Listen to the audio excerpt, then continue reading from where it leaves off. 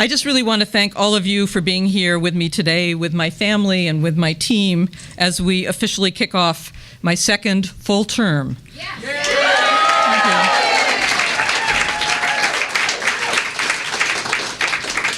I am so very proud to represent this spectacularly beautiful, historically and culturally rich 106th Assembly District, and I think about my opportunity to advocate and fight for you every single day.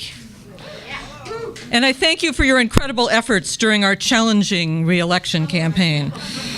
It was a hard-fought success during a very tough campaign season, and I'm grateful to Terry Gibson for coming, and he was a great person to run with, and I'm only sorry that we're not serving our second terms together.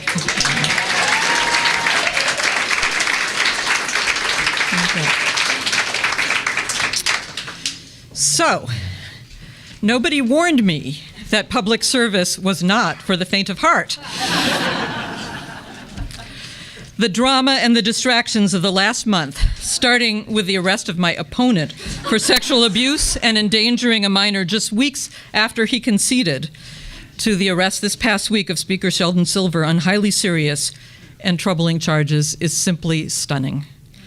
For me, this job continues to be first and foremost about our district in the extraordinary Hudson Valley, with its world-class farmland and blooming agricultural and food sector, its stunning natural resources from the majestic Hudson River to the many state and local parks, its diverse creative community, reflected in the growing and vibrant performance and visual art programs in all corners of our district, and the deep history that roots us in the past while growing our economy, as the recent Great Estate study showed by identifying some $65 million in economic benefits spurred by a dozen federal, state, and private historic sites in our area. We had a remarkably successful first term in the legislature. Among the highlights, the signing of historic Lyme legislation that will protect our... It will protect our families, our friends, and our neighbors struggling with the tick-borne diseases, and the caring doctors, and we're so grateful for those that are here with us today, and the caring doctors who continue to serve and, against money challenges, treat the patients that are struggling with Lyme and other tick-borne diseases. We also brought back $3.5 million in state funds to allow for the repeal of last year's onerous energy tax in Dutchess County.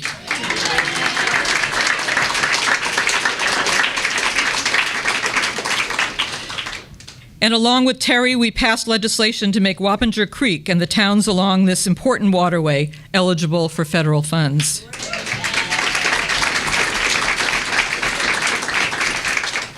Equally important, we have fought alongside our towns, neighbors, and the Hudson Valley Smart Energy Coalition, many of whose members are here today, for more than a year to stop the threat of monster power lines destroying our viewsheds, farms, communities, and tourism economy.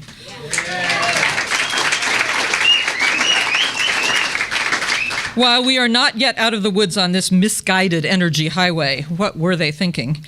There is increasing evidence from actions by the PSC and the governor's office that the proposal is being rethought.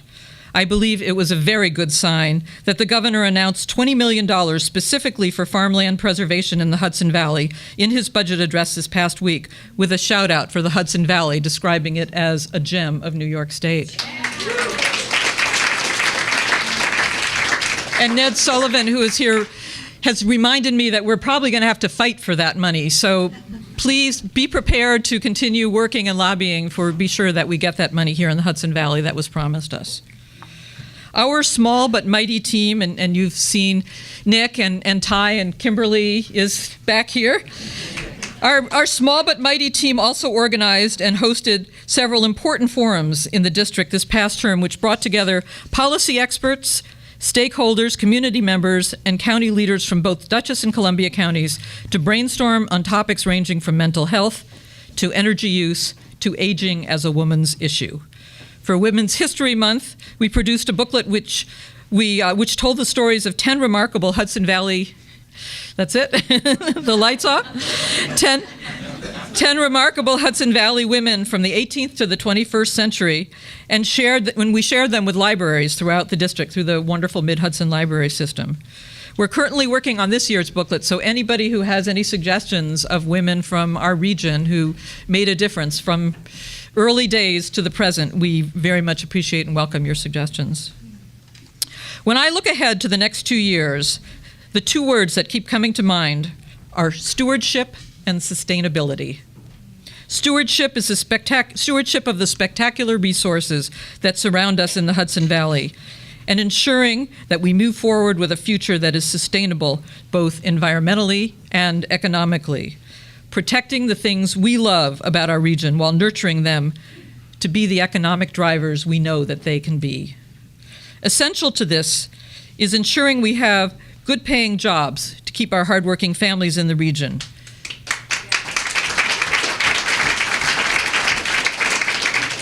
That we work to attract students who come to college in the Hudson Valley and encourage them to stay here after they graduate. And that we encourage young people who go away for school or go traveling to see the world to come back here to raise their families. We need to create the social norm that all the cool kids are coming into the Hudson Valley to live, start their careers, and raise their families. I will continue to be a passionate advocate for our family farms, working to increase opportunities in agriculture for returning veterans, an initiative that I'm very interested in, working to encourage diversified revenue streams for farms through farm stays, agriturismo as it's known in Europe, and more value-added products, and working to ensure that everyone understands that agriculture is a business and a key economic engine. In our country today, there is, and listen to this number, $25 billion in unmet need for local food. That's $25 billion that people want to be spending on local food if they had the opportunity in their communities. People are saying they are willing to spend more on local food. Millennials, as a cohort, are particularly drawn to artisan products.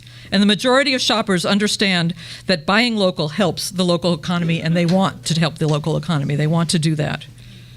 And while other states are struggling with water shortages, farming in our state and our region is viewed in some circles as a hedge against climate change. In the Hudson Valley, agriculture has driven growth in tourism, food production, the farm-to-table restaurant boom, as well as small businesses that have cropped up to serve these sectors. In Columbia County, we are seeing efforts to expand goat farming, spurred by a large French chèvre company, and they want the goats and the milk to come right here from the Hudson Valley. And throughout the valley, we're seeing historic crops like hops and other grains being replanted to address the state's incentives for craft breweries, distilleries, and cideries. Our office will continue to look to ways to support the municipalities and the school districts we represent, whether helping them access state funds through the Regional Economic Development Council process, or fighting for relief from unfunded state mandates. Got that, Mark? As universal pre-kindergarten expands upstate, we are pushing again this year to assure that this program is truly universal and that 4-year-olds with special needs are included in the program and in the funding. This important change will improve educational outcomes and social outcomes for kids. It will make it easier for families, and it will relieve counties of millions of dollars in unfunded mandates to pay for special needs pre-kids that they have been shouldering for way too long.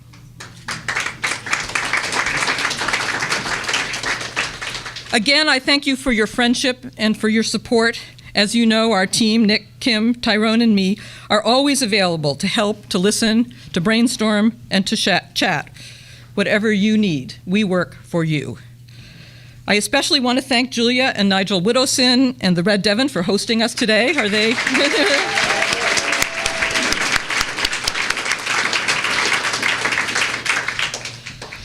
The Honorable Joan Posner for administering my oath of office. The terrific young women of Perfect 10, thank you for that.